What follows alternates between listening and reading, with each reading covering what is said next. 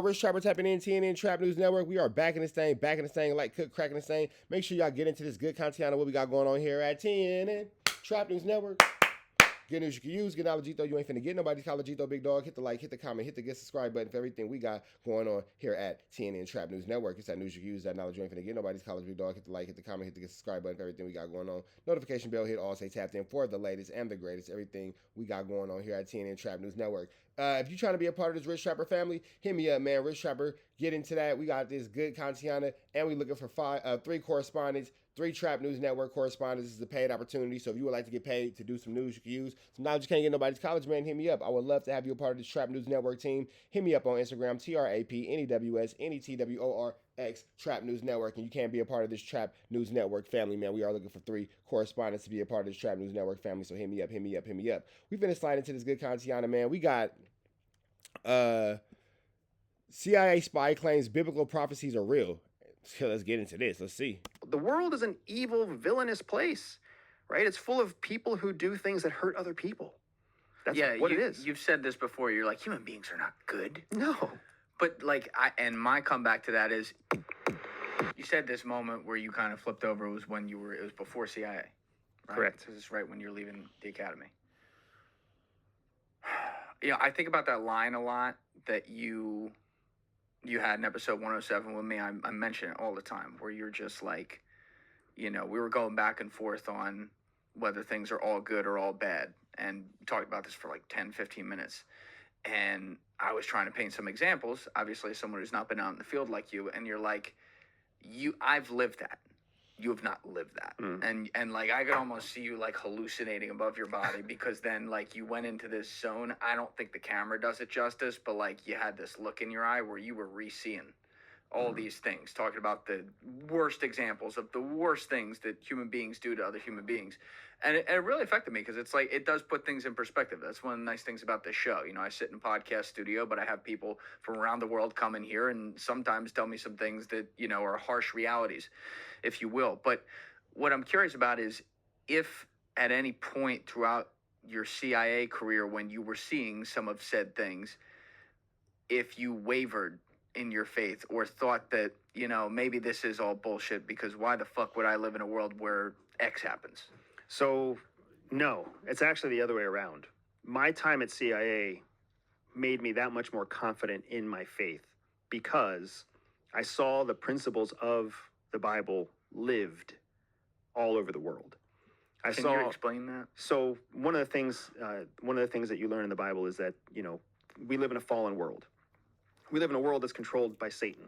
We live in a world that... Now, it's been said for a long time that heaven is like what you do when you complete your mission here and you go to somewhere better, but HE double hockey sticks, it's not a place underground. It's like right here where we are. We're like actually living through HE double hockey sticks, and then you earn your way into heaven, is what kind of some theories, going on about this situation. Where the enemy is the most powerful being on the planet, right? God is waiting for us somewhere else. The Holy Spirit is here with us to help guide us and lead us. But God doesn't claim to control the earth. He has sent his son so that his son can have cleaned our sin forever. God is not really interested in the earth. God is interested in the universe and the individual souls that choose to join him, right? There's it may have been Ian or somebody else that helped me on my faithful journey, and there were 3 or 5 of them that were really important in my faithful journey at the academy. Once explained to me this idea of, the earth is a ball and Satan is a Rottweiler, and Satan controls that ball. We are his plaything. I would say more of a frisbee, less of a ball, but don't worry about it. Flat Earth is hard. Right? The enemy, if you will. But the Rottweiler's on a leash, and the leash is held by God. So he gets to play with the earth as much as God lets him play with the earth. But otherwise, we're just stuck on this thing, right? God lets him do it. Because God is the oldest in ultimate control. And what do you think of that? For me, it's very liberating, because for me, it shows me how small I am. Yeah. It shows me how big the enemy is, which is what I need to know, because guess what 95% of my day is filled with? Temptation to do the wrong thing. And everybody listening is in the same fucking boat. Yeah. That's what fills our day. Yes. Temptation to do the wrong thing, not motivation to do the right thing, right? So it makes sense. I like that visual understanding of, oh, big scary dog, I'm on a fucking ball. I can't beat that dog.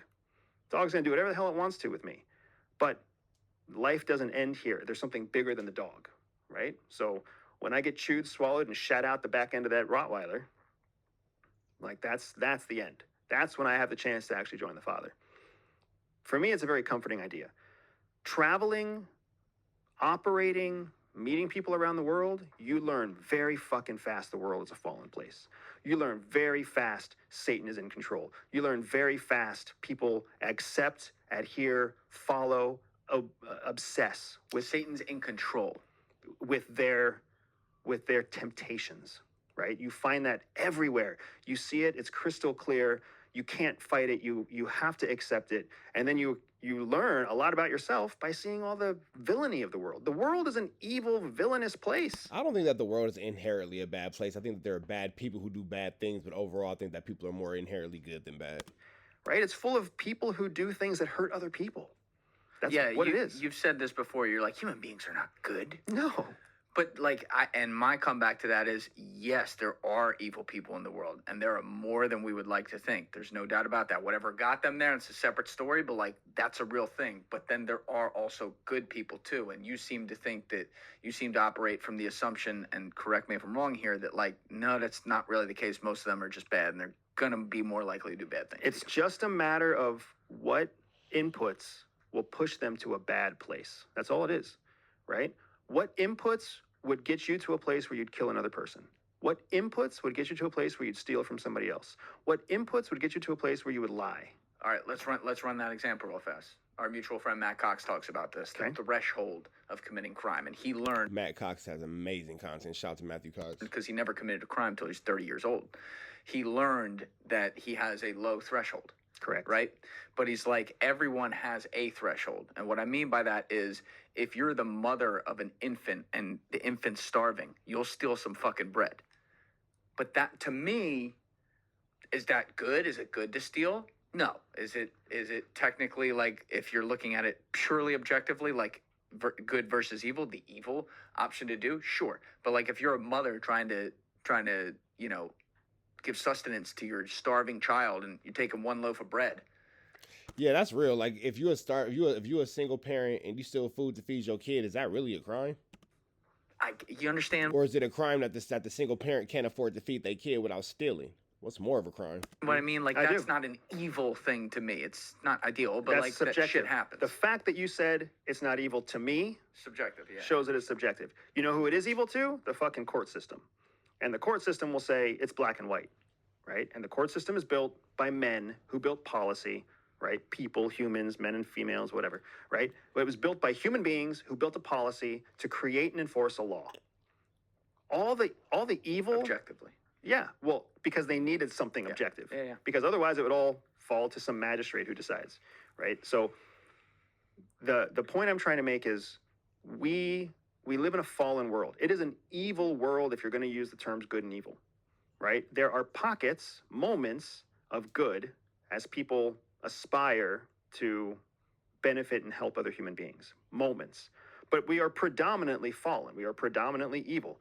Predominantly Yeah, some things have happened in his life. Bro's kind of dark. Like, he doesn't see the brighter side of things at all. He's definitely glass half empty. selfish, predominantly self-interested, predominantly abusive, predominantly manipulative. That is what we do. We manipulate our kids to get them to brush their teeth and turn off the TV. We say that we're doing it for a good reason, and we forget the fact that one day those kids that are manipulated into watching TV today grow up into adults who are manipulated into whatever the fuck else, right? And they end up on trial like Diddy. We have...